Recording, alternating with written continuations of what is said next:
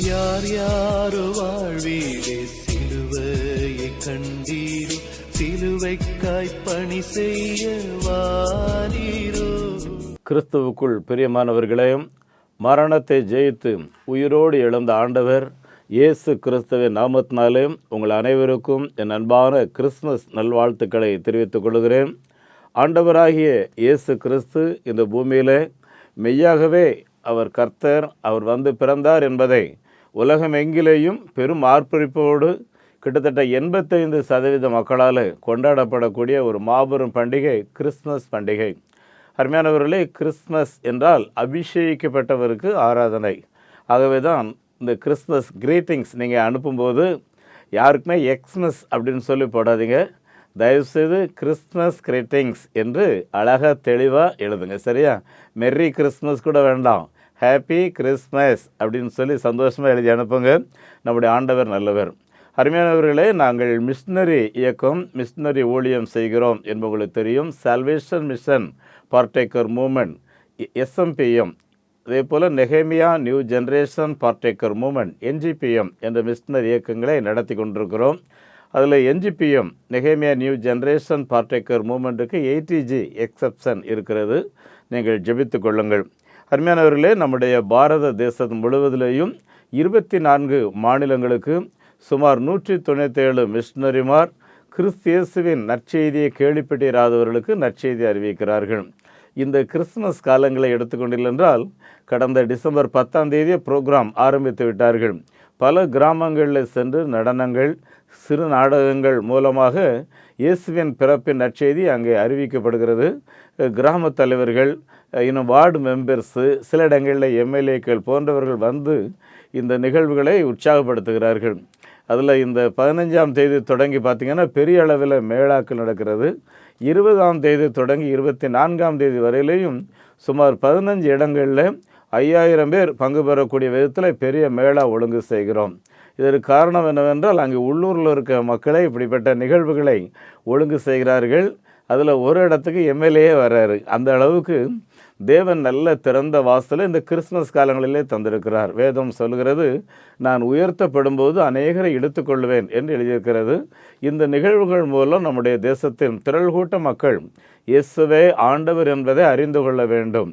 அன்றைக்கு வயல்வெளியிலே மேய்ப்பர்கள் ஆடுகளை மேய்த்து அங்கே தங்கியிருக்கும்போது தேவதூதன் அந்த மேய்ப்பர்களிடத்தில் வந்து சொன்ன வார்த்தை, உங்களுக்கு ஒரு நற்செய்தி அறிவிக்கிறேன், ஆகவே பயப்படாதிருங்கள். இன்று கர்த்தராகிய கிறிஸ்து ரட்சகர் உங்களுக்காக தாவீதின் ஊரில் பிறந்திருக்கிறார் என்று சொல்லி அன்றைக்கு தேவதூதர்கள் பரத்திலிருந்து வந்து மேய்ப்பர்களுக்கு சொன்னார்கள்.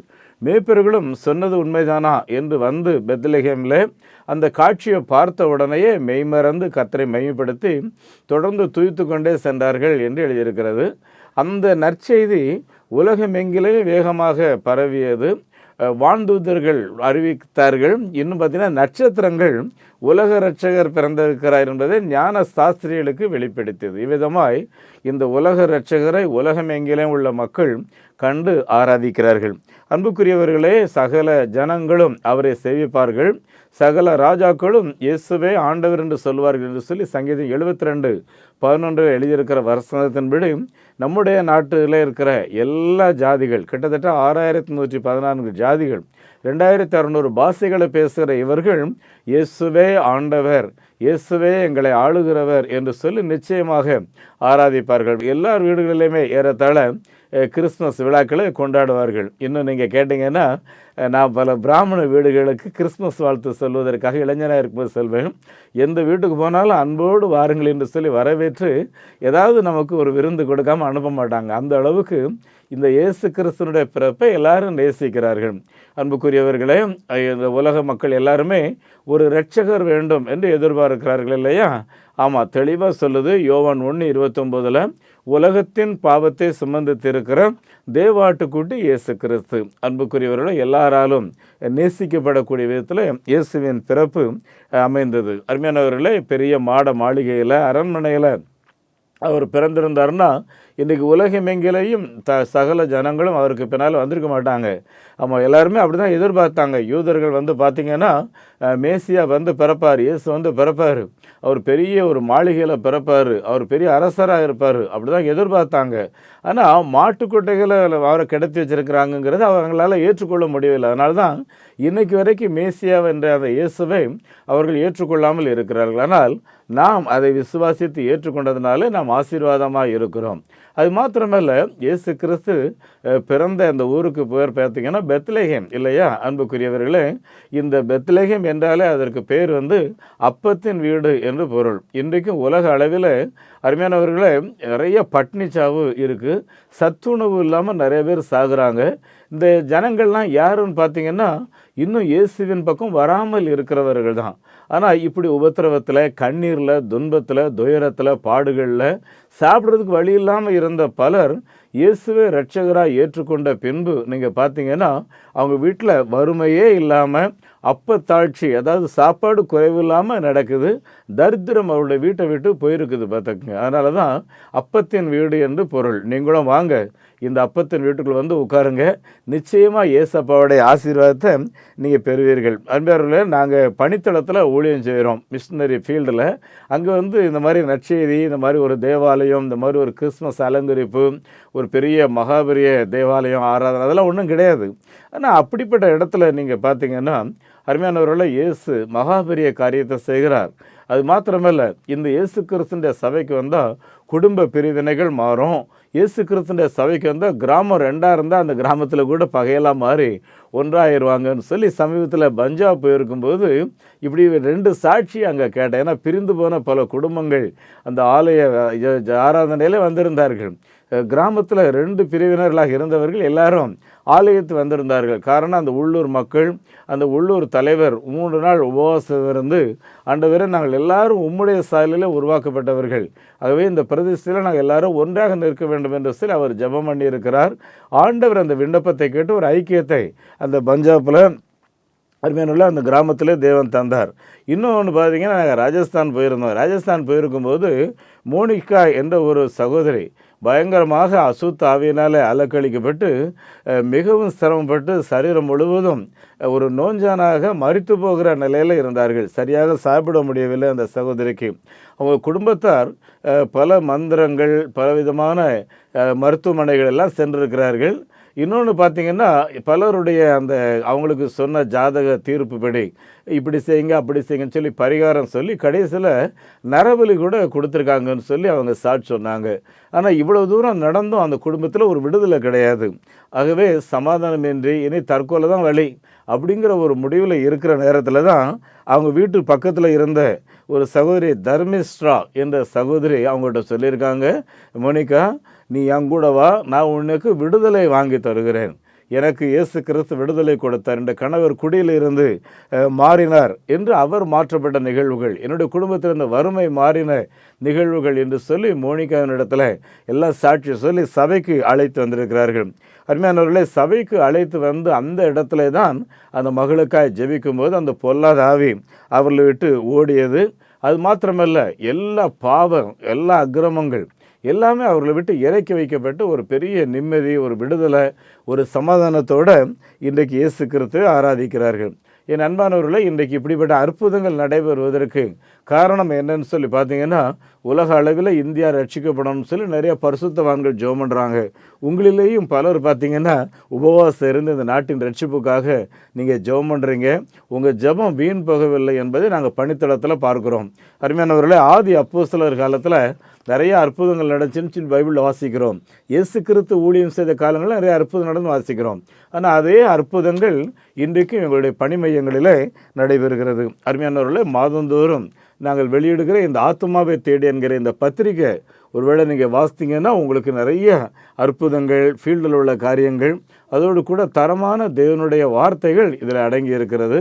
ஆகவே ஜெபத்தோடு இந்த பத்திரிக்கை உங்களுக்கு வேணும்னா உங்களுடைய மொபைல் நம்பரை, வாட்ஸ்அப் நம்பரை அனுப்புனீங்கன்னா நாங்கள் வாட்ஸ்அப்பில் அனுப்புவோம். அட்ரஸ் அனுப்புனீங்கன்னா அட்ரஸில் அனுப்பி வைப்போம். அதோடு கூட ஒவ்வொரு சனிக்கிழமை பெண்கள் சாயங்காலம் 5 மணிக்கு கூடி ஜெபம் பண்ணுறாங்க, யூத் 8 மணிக்கு கூடி ஜெபம் பண்ணுறாங்க. டெய்லி காலையில் 4:30லேருந்து 7:30 வரையிலையும் 3 மணி நேரம் ஒரு போராட்டமான மன்றாட்ட ஜெபங்களை எங்களுடைய பணித்தள ஊழியர்கள், எங்களுடைய அமைப்பில் இருக்கிற மூத்த தலைவர்கள் எல்லாரும் சேர்ந்து தேவ சமூகத்தில் இந்த நாட்டின் ஆசீர்வாதத்துக்காக, மிஷினரிகளுடைய ஆசீர்வாதத்துக்காக, இந்த ஊழியங்களை தாங்குகிறவருடைய ஆசீர்வாதத்துக்காக நாங்கள் ஜெபம் பண்ணுறோம். ஆகவே உங்களுடைய ஜெப குறிப்புகளையும் அனுப்புங்கள். ஆண்டவர் பெரிய காரியங்களை தொடர்ந்து செய்வார். அருமையானவர்களே, இந்த மாதத்தில் இதுவரையிலேயும் 3 ஆலயம் பிரதிஷ்டை முடித்திருக்கிறோம். இன்னும் ஒரு ஆலயம் இந்த 29ஆம் தேதி இருக்கிறது. அதற்காகவும் நீங்கள் ஜெபம் பண்ணி கொள்ளுங்கள். அருமையானவர்களே, இந்த பணிகளின் நடுவில் நம்முடைய விசுவாசிகளுடைய குழந்தைகளை நாங்கள் படிக்க வைத்திருக்கிறோம். 250 பிள்ளைங்க ஹாஸ்டலில் இருக்காங்க. அதோடு கூட day care centre, tuition centre என்று வைத்து சுமார் 400க்கும் மேற்பட்ட குழந்தைகளை பராமரிக்கிறோம். அதோடு கூட மணிப்பூரில் பாதிக்கப்பட்ட அந்த குழந்தைகள் பேரண்ட்ஸ் எல்லாம் இன்னும் காட்டுக்குள்ளே இருக்காங்க. திரிபுராவில் ஒரு ஹாஸ்டல் ஆரம்பித்து அந்த குழந்தைகளெல்லாம் அங்கேருந்து கொண்டு வந்து இங்கே படிக்க வைத்து கொண்டிருக்கிறோம். ஜோமின் எடுங்க. இந்த கிறிஸ்மஸ் காலங்களை ஒட்டி இந்த குழந்தைகளுக்கெல்லாம் ஒரு கிறிஸ்மஸ் ட்ரெஸ்ட்டு கொடுக்கணும். இதுக்கு 600 ரூபா வேணும். அதே மாதிரி மிஷினரிஸுக்கும் ஒரு கிஃப்ட் கொடுக்கணும். அதுக்கு 3000 வேணும். நீங்கள் ஜோமின் எடுங்க. ஆண்டவர் உங்களோடு கூட ஏவினாரே என்றால், அருமையானவர்களே, நிறைய பேருக்கு இந்த பத்திரிக்கை அனுப்பும்போது பத்திரிக்கையோடு கூட நாங்கள் ஒரு கவரகத்தை அனுப்பியிருந்தோம். சிலர் அனுப்பியிருக்கிறீங்க. மிஷினரி ஸ்பான்சர் பண்ணுறவங்களும் சிலர் அனுப்பியிருக்கீங்க. இன்னும் அனுப்பாதவர்கள் ஆண்டவர் உங்களோடு கூட பேசினா அனுப்பி வையுங்கள். அருமையானவர்களே, உங்களுடைய குடும்பத்தின் சார்பில் ஒரு மிஷினரியை நீங்கள் சப்போர்ட் பண்ணுங்கள். அது 3000 ரூபா. ஆதிவாசி குழந்தை படிக்க வைக்கிற ஒரு பகுதி 600, முழுமையாக பொருட்படுத்த 1200. அதேபோல் மிஷினரிகளுடைய குழந்தைகளுக்கு 1000 ரூபாய் நாங்கள் வாங்குகிறோம். அருமையானவர்களில் எந்த குழந்தையை படிக்க வைக்கிறீங்க, எந்த மிஷினரி உங்கள் சார்பில் ஃபீல்டில் வேலை செய்கிறாருங்கிறத ஒரு நல்ல ப்ரொஃபைல் ரெடி பண்ணி உங்களுக்கு நாங்கள் வாட்ஸ்அப்பில் அனுப்பி வைப்போம். தேவையாக இருந்தால் அந்த ஃபோட்டோவில் ஒரு ஸ்டாண்டில் வைத்து உங்களுக்கு நான் கொடுப்போம். நீங்கள் அந்த மிஷினரிகளுக்காக ஜெபம் பண்ணலாம். மாதந்தோறும் அவர்களுடைய ஊழிய அறிக்கை, அதே போல் விடுதியில் குழந்தைகளுடைய விடுதி அறிக்கையை உங்களுடைய ஜெபத்துக்காக நாங்கள் அனுப்பி வைப்போம். ஆகவே இந்த நற்செய்தி பணியில் ஆசையாக ஈடுபடுங்கள். நம்முடைய சபைகள், அருமையானவர்களே, நிறைய பேருக்கு ஆண்டு நல்ல சபைகளை தந்திருக்கிறார். உங்கள் பாஸ்டர்கிட்ட சொல்லுங்கள், பாஸ்டர்மார் தயவுசெய்து மிஷினரிகளை ஆதரிக்க வேண்டும், ஆதிவாசி குழந்தைகளை ஆதரிக்க வேண்டும் என்று முன்வாருங்கள். கிராமங்களில் நிறைய இடங்களில் ஆலயங்கள் கிடையாது. அருமையானவர்களே, ஆலயம் இருந்தால் தான் ஆராதனைக்கு போகணுன்ற ஒரு கலாச்சாரம் நம்ம நாட்டில் இருக்குது. இன்னும் உத்தரப்பிரதேசம், உத்தரகாண்டம் போன்ற பகுதிகளில் பார்த்தீங்கன்னா ஆலயம் கட்டிக்குங்க, நீங்கள் ஆராதனை நடத்துங்க அப்படின்னு சொல்கிறாங்க. அப்படின்னா ஒரு விதத்தில் திறந்த வாசல்னு சொல்லலாம். அருமையானவர்களே, நம்மால் இயன்ற அளவுக்கு ஆலயம் கட்டுவதற்கு முன்வாருங்கள். நல்ல டிசைனோட பக்கா ஆலயம் கட்டுவதற்கு 7 லட்ச ரூபா வாங்குகிறோம். மற்றபடி ஓரளவு கட்டுறதுக்கு 5 லட்ச ரூபா, 3 லட்ச ரூபாய்க்கு கச்சா ஆலயம் கட்டுகிறோம். ஆகவே உங்களுடைய வசதிக்கு ஏற்ப இந்த ஆலய கட்டுமான பணியில் நீங்கள் ஈடுபடுங்கள். அருமையானவர்களே, நிச்சயமாக நீங்கள் கிறிஸ்துவுக்காக என்ன செய்யுங்க, ஆண்டவர் தருவார். நேபாள் நாட்டிலையும் நம்ம ஊழியத்தில் 6 மிஷினரிகள் இருக்காங்க. அங்கே ஒரு 68 குழந்தைங்க இருக்காங்க. அதில் 40 பிள்ளைகளுக்கு அம்மா அப்பா கிடையாது. ஆகவே இந்த பிள்ளைகளெல்லாம் நினைவு கூர்ந்து, அருமையானவர்களே, ஆண்டவர் உங்களோடு கூட என்ன பேசுகிறாரோ இதில் நீங்கள் உதவி செய்ய நீங்கள் தீர்மானம் எடுங்கள். அருமையானவர்களே, தின வருமானம் உள்ளவர்களுக்கு நாங்கள் ஒரு காணிக்கை பெட்டி வைத்திருக்கிறோம். ஒருவேளை உங்கள் வீட்டுக்கு அது தேவையாக இருந்தால் ஃபோன் பண்ணிங்கன்னா அருமையானவர்களே, உங்களுக்கு ஒரு காணிக்கை பெட்டி தருவோம். உங்கள் வீட்டில் இருக்கிற பர்த்டே, வெட்டிங் டே, நம்ம பிள்ளைகள் நல்ல மதிப்பெண்கள் பெற்று பாஸ் பண்ணும்போதெல்லாம் கர்த்தருக்குன்னு ஒரு ஸ்தோத்திர காணிக்கை நீங்கள் எடுத்து இந்த ஊழியங்களை ஆதரிக்கலாம். ஆண்டவர் தாமே உங்களுடைய வாழ்க்கையில் அந்த பணத்தை 1000 மடங்காக தேவன் உங்களுக்கு அதை திரும்ப தருவார். அருமையானவர்களே, உங்களுடைய வங்கி எண்ணை நீங்கள் குறித்து வைத்துக் கொள்ளுங்கள். Salvation mission partaker movement, SMPM, south India bank account, account number 088607300000169, IFSC code SIPL 000086. எங்களுடைய மொபைல் எண் 9043867550, 9447375550. அதே போல் நெகேமியா new generation partaker movement NGPM, state bank of India, account number 42 12 20 20 691, IFSC code SPIN 0061767. எங்களுக்காக நீங்கள் ஜெபித்து கொள்ளுங்கள். இந்த கிறிஸ்மஸ் காலங்களில் நாங்கள் ஃபீல்டில் எடுக்கக்கூடிய எல்லா சிறப்பான நிகழ்வுகளுக்காக நீங்கள் ஜெபம் பண்ணிடுங்க. இந்த நிகழ்வுகள் மூலம் குறைந்தது ஒரு 1000 பேராவது திருமுழுக்கு எடுக்கணும் அப்படின்னு சொல்லி ஜெபம் பண்ணிட்டு இருக்கோம். அதோடு கூட 10 கிராமங்களையாவது புதுசாக சபை வரணும்னு சொல்லி நாங்கள் ஜெபம் பண்ணிகிட்டு இருக்கோம். ஆகவே நீங்களும் ஜெபியுங்க. ஏனென்றால் வேதம் தெளிவாக சொல்லுது, மேலே வானத்திலையும் கீழே பூமியிலையும் மனிதர்கள் ரட்சிக்கப்படுவதற்கு, அதாவது நித்திய வாழ்வு பரலோகம் சொர்க்கம் வர்றதுக்கு இயேசு கிறிஸ்துவின் வழியாக தான் வர முடியும், வேறு வழியே கிடையாது. ஆகவே பரலோகம் போகிறதுக்கு நிறைய வழி இருக்குது. மழை பெஞ்சா தண்ணிலாம் கடலுக்குள்ளே போகுது அப்படின்னு சொல்லி நிறைய தத்துவங்கள்லாம் சொல்லுவாங்க. அது தத்துவம். ஆனால் போகிறதுக்கு ஒரே வழி. இயேசு வெளியவா சொன்னார், நானே வழியும் நானே சத்தியமும் ஜீவனுமாக இருக்கிறேன், என்னை அல்லாமல் ஒருவனும் அந்த பிதாவினிடத்தில் வர முடியாதுன்னு தெளிவாக சொல்லிட்டார். ஆகவே என் அன்பானவர்களே, நம்ம யாரும் நரகம் போகிறதுக்காக உருவாக்கப்பட்டவர்கள் அல்ல, எல்லாரும் சொர்க்கத்துக்காக உருவாக்கப்பட்டவர்கள். நரகம் சாத்தானுக்கும் அவனுடைய தூதர்களுக்கும் உருவாக்கப்பட்டுச்சு. ஆகவே வஞ்சிக்கப்படாதீர்கள், உங்களுடைய ஆத்மாவை காத்து கொள்ளுங்கள். அன்புக்குரியவர்களே, பரலோகத்தில் ஒரே ஒரு சந்தோஷம்னா பார்த்தீங்கன்னா, மனம் திரும்புகிற ஒரு பாவி நிமித்தம் பரலோகத்தில் மிகுந்த சந்தோஷம் உண்டாயிருக்கும். உங்கள் சார்பில் அப்படி ஒரு சந்தோஷம் உண்டாயிருக்கணும்னா அன்புக்குரியவர்களே, இந்த மிஷினரி பணியில் ஈடுபடுங்க. நிச்சயமாக கர்த்தர் உங்களை ஆசீர்வதிப்பார், உங்களை பலப்படுத்துவார், பெரிய காரியங்களை ஆண்டவர் உங்கள் மூலமாக செய்வார். அருமையானவர்களே, இந்த நாளில் உங்களோடு கூட இந்த கிறிஸ்துமஸ் குறித்து ஒரு செய்தியை நான் பகிர்ந்து கொள்ள விரும்புகிறேன். அருமையானவர்களே, பல முறை நீங்கள் சொல்லியிருக்கிறபடி, அருமையானவர்களே, கிறிஸ்துமஸ் என்பது உலக அளவில் 85% மக்களால் கொண்டாடப்படக்கூடியது. நவம்பர் கடைசி வாரம் வரைக்கும், இந்த டிசம்பர் கடைசி வாரம் வரையிலேயும் இந்த கிறிஸ்துமஸ் விழாக்கள் உலகெங்கிலேயும் ஆலயங்களில் தோரணங்கள், விழாக்கள், நிறைய சீரியல் பல்பு, வீடுகளில் அலங்கரிப்பு, எல்லா வீட்லேயும் ஸ்டார், இன்னும் பெரிய சில இடங்களில் பார்த்தீங்கன்னா ஒரு 10-15 ஸ்டார் கட்டி வச்சுருப்பாங்க. ஏன்னா ஒரு மகிழ்ச்சிகரமான ஒரு பண்டிகை அது. ஆகவே என் அன்பானவர்களே, இதை நீங்களும் ரொம்ப சிறப்பாக நீங்கள் கொண்டாட உங்களை வாழ்த்துகிறேன். அருமையானவர்களே, இந்த கிறிஸ்துமஸ் இந்த செய்தி, இயேசு கிறிஸ்து பிறக்கிற அந்த கால சூழ்நிலை பார்த்திங்கன்னா, யூதேயா நாடு, இன்றைக்கு இருக்கிற அந்த எருசலேம் சொல்கிறோம் இல்லையா, இஸ்ரேல் நாடு, அங்கே தான் பிறந்தார். அருமையானவர்களே, பயங்கர கலவரம். இப்போ அங்கே கலவரம் நடந்துட்டு தான் இருக்குது. அது மாத்திரம் இல்லை, அன்றைக்கி நிறைய சாப்பிட்றதுக்கு வழி இல்லாமல் ரொம்ப பட்டினி பசியோடு இருந்தாங்க. அது மாத்திரம் இல்லை, இந்த ஒரு மார்க்கத்தை தான் நீங்கள் வழிபடணும், வேறு மார்க்கத்தை யாரும் கும்பிடக்கூடாது அப்படின்னு சொல்லி வலுக்கட்டாயமாக ஜனங்க அழுத்தப்பட்ட ஒரு காலம் பார்த்துக்குங்க. அருமையானவர்களே, பொதுவாக யூதர்களுக்கு பண்டிகை பிடிக்காது. ஆனால் அந்த பண்டிகை நீ சாப்பிட்டு ஆகணும்னு சொல்லி வலியுறுத்தினாங்க. யூதர்கள் தேவாலயத்துக்குள்ளே பண்டிகை கொண்டு போக மாட்டாங்க. அந்த தேவாலயத்துக்குள்ளேயே பண்டிகை கொண்டு போய் கிரேக்க அரசன் எட்கன் என்கிறவன் அங்கே பலியிடுகிறான். இதெல்லாம் அருவருப்பான காரியம் இவங்களுக்கு. அப்படிப்பட்ட ஒரு வேதனை, ஒரு தாங்க முடியாத துயரத்தின் நடுவில் கண்ணீரோட, இயேசுவே எப்போ நீங்கள் இந்த பூமிக்கு வருவீங்க, மெசியாவே உங்களை எதிர்பார்த்து நாங்கள் காத்திருக்கிறோமே, இந்த அடிமைத்தனம், இந்த உபத்திரவம் எங்களுக்கு எப்போ மாறும்னு சொல்லி அவங்க ரொம்ப பாரத்தோடு அழுது கொண்டிருந்தாங்க பார்த்துக்குங்க. அந்த காலங்களில் ஏசாயா என்ற தீர்க்கதரிசி ஜனங்கள் மத்தியில் எழும்பி நின்று ஏசாயா 9:2 சொல்கிறாரு, இருளில் இருக்கிற ஜனங்கள் பெரிய வெளிச்சத்தை கண்டார்கள். இன்றைக்கி இருளில் இருக்கிறீங்களே, வேதனையோடு இருக்கிறீங்களே, உங்களுக்கு மேலே ஒரு பெரிய வெளிச்சமாகிய இயேசு வரப்போகிறாருன்னு சொல்லி சொல்கிறாரு. அது மாத்திரம் இல்லை, மரண பயம் எல்லாரும் அழுத்திக்கிட்டு இருக்கு. யாரெல்லாம் மரண பயத்தோடு இருக்கிறீங்களோ உங்களை அந்த மரண பயத்திலிருந்து விடுவிக்கிறதற்காக இயேசு வருகிறார் என்கிற செய்தியை அவர் சொல்லுகிறார். என் அன்புக்குரியவர்களே, இன்றைக்கு உலகம் எங்கிலேயும் ஒரு மரண பயம், ஒரு இருள் நிறைந்த ஒரு சூழ்நிலை காணப்படுகிறது. மீகா என்ற தீர்க்கதரிசி அங்கே சொல்லும்போது, என் சத்துருவே எனக்கு விரோதமாக சந்தோஷப்படாதே, நான் விழுந்தாலும் இழந்திருப்பேன், நான் இருளில் நடந்தால் கர்த்தர் எனக்கு வெளிச்சமாக இருப்பார் என்று சொல்லி அவர் சொல்லுகிறார். என் அன்பானவர்களே, ஒருவேளை உங்கள் வாழ்க்கை இருளாக இருக்குன்னா இயேசுவை நோக்கி பாருங்கள். சங்கீதம் 34:1 சொல்லுது, இயேசுவை நோக்கி பார்த்தவருடைய முகங்கள் பிரகாசம் அடைந்தது என்று சொல்லியிருக்கிறார். மாத்திரம் இல்லை, அவரை நம்பி இருந்து ஒருவர் கூட வெட்கப்பட்டு போனதே கிடையாது என்று சொல்லி சங்கீதம் 22:5 வாசிக்கிறோம். ஆகவே இயேசுவை நம்பினவங்க யாரும் வெட்கப்பட்டு போகிறதே கிடையாது.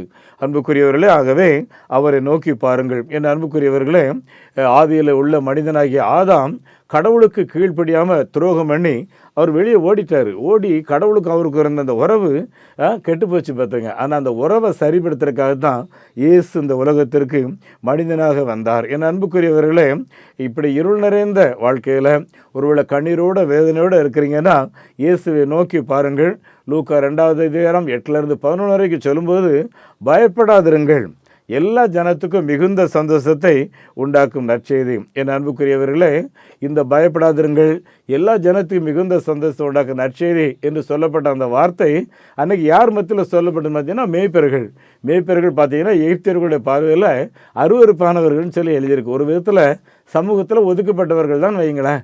ஒருவேளை நீங்களும் மற்றவர்களால் மதிக்கப்படக்கூடாமல், இல்லை என்றால் யாருமே எங்களை கண்ணியப்படுத்தலையே, எங்களை ரொம்ப துச்சமாக நினைக்கிறாங்களே அப்படின்னு சொல்லி நீங்கள் இருப்பீங்கன்னு சொன்னால் உங்களுக்கு தான் சொல்லப்படக்கூடிய வார்த்தை, அருமையானவர்களே, பயப்படாதிருங்கள், எல்லா ஜனத்துக்கும் மிகுந்த சந்தோஷத்தை உண்டாக்கும் நற்செய்தியை உங்களுக்கு அறிவிக்கிறேன். என் அன்புக்குரியவர்களே, இயேசு கிறிஸ்து அந்த பிறந்த காலங்களில் எல்லாருமே ஒரு துயரத்தோட துன்பத்தோடு இருந்தாங்க.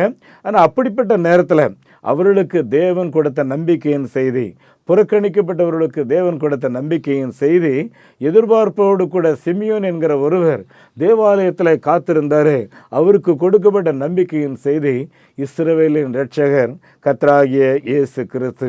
என் அன்புக்குரியவர்களே, இயேசு கிறிஸ்து பிறந்து வளர்ந்து முதலாவது தேவாலயத்துக்கு போகும்போது அவர் பைபிள் அவர் கையில் கொடுக்குறாங்க. அவர் பைபிளை திறந்து வாசிக்கும்போது லூக்கா 4வது அதிகாரம் 18வது வசனத்தில் வாசித்து பார்த்தீங்கன்னா, கர்த்தருடைய ஆவியானவர் என்மேலே அமர்ந்திருக்கிறார், எளியவர்களுக்கு நற்செய்தி பிரசங்கிக்கப்படுகிறதற்காக, இருதயத்தில் காயப்பட்டவர்களை குணமாக்குகிறதுக்காக, யாரெல்லாம் அடிமைத்தனத்தில் வேதனையோட கடன் பிரச்சனையில் இருக்கிறார்களோ அவர்களுக்கு விடுதலை கொடுக்கறதுக்காக, பார்வை இல்லாதவர்களுக்கு பார்வை கொடுக்கறதுக்காக, ஒடுக்கப்பட்டவர்களுக்கு விடுதலை கொடுக்கறதுக்காக பிதா என்னை அபிஷேகித்தார் என்று சொல்லி அந்த இடத்துல எழுதியிருக்கிற வார்த்தையை இயேசு வாசித்துவிட்டு, இந்த வார்த்தை இன்றைக்கு உங்களுக்கு நிறைவேறியது என்று சொல்ல, இருந்தால் விடுதலை கொடுக்கிற இரட்சகர் வந்துவிட்டார் என்கிற செய்தியை அன்றைக்கு சொல்ல. அன்றைக்கு இருந்த மத தலைவர்களுக்கு அது ஏற்புடையதாக இல்லை, ஏன்னா அவங்களுக்கு புரியல அது. ஆனால் தேவையோடு இருக்கிறோம் பார்த்தீங்களா, சகையு என்றவர் தேவையோடு இருந்தார், அவருக்கு உடனே புரிஞ்சு போச்சு. பார்த்துக்குங்க என் அன்புக்குரியவர்கள், உங்களுக்கு புரியும் நினைக்கிறேன். உங்களுக்காகத்தான் இயேசு கிறிஸ்து வந்திருக்கிறார். அருமையானவர்களே, சங்கீதம் 46:10 எழுதியிருக்கு, நீங்கள் அமர்ந்திருந்து நானே தேவன் என்று சொல்லி அமர்ந்திருங்கள் என்று சொல்லி எழுதியிருக்கு. அன்பானவர்களே, நம்முடைய பாரத நாட்டில் 6,38,000 கிராமம் இருக்குது. இன்னும் 4 லட்சம் கிராமங்களில் இயேசு என்ற அமரதீபம் கிடையாது, தேவாலயம் கிடையாது. ஒரு கிராமத்துக்கு போயிருக்க சொன்னால், ஐயா எங்கள் ஊரில் ஒரு ஆலயம் இருந்துச்சு, யாரும் பராமரிக்காமல் பாலடைஞ்சு போச்சு, நீ வந்திருக்க அந்த ஆலயத்தில் விளக்கேற்றிட்டு போயான்னாங்க. நான் கேட்டேன், நீங்கள் கொஞ்சம் உதவி செய்யுங்க. ஐயா என்ன உதவி வேணாலும் செய்கிறோம், விளக்கேற்று, இந்த கோயிலில் பாட்டு பாடணும், டெய்லி லைட் செய்யணும்னு சொல்லி கேட்டேன். ஏன்னா அருமையானவர்களே, கோயில் இல்லாத இடத்துல குடியிருக்கூடாங்க. ஊர் பெரியவன்ட்ட சொன்னாங்க, எங்கள் ஊரில் நிறைய சாவியா, நிறைய விதவைகள் இருக்காங்க, எல்லா வீட்லேயும் பார்த்தீங்கன்னா யாரோ ஒருத்தர் இல்லாமல் தனியாக இருக்காங்க. இந்த சாபக்கேடான நிலைமை இந்த கிராமத்தில் மாறணும்னு சொல்லி கேட்டுக்கிட்டாங்க. என் அன்புக்குரியவர்களே, ஒரு தேவாலயம் ஒரு கிராமத்தில் இருந்து அந்த கிராமமே ஆசீர்வாதமாக இருக்குது. ஏன்னா பைபிளில் தேவாலயம் கட்டி பிரதிஷ்டை செய்யும்போது சாலமோன் ஜெபம் பண்ணும்போது கிறிஸ்தவங்க மட்டும் இல்லை, யாரெல்லாம் இந்த கோயிலை நோக்கி பார்க்காங்களோ அவங்க எல்லாருக்கும் தேவனே நீர் விடுதலை கொடுக்க வேண்டும் சொல்லி சாலமோன் அரசர் அங்கே ஜெபம் பண்ணதை பார்க்குறோம். அது மாத்திரம் இந்த ஸ்தலத்தில் ஏறெடுக்கிற ஜெபத்துக்கு என் கண்கள் காண்கிறதாக, என்னுடைய செவிகள் கேட்கிறதாக இருக்கும் என்று சொல்லி சொல்கிறார்.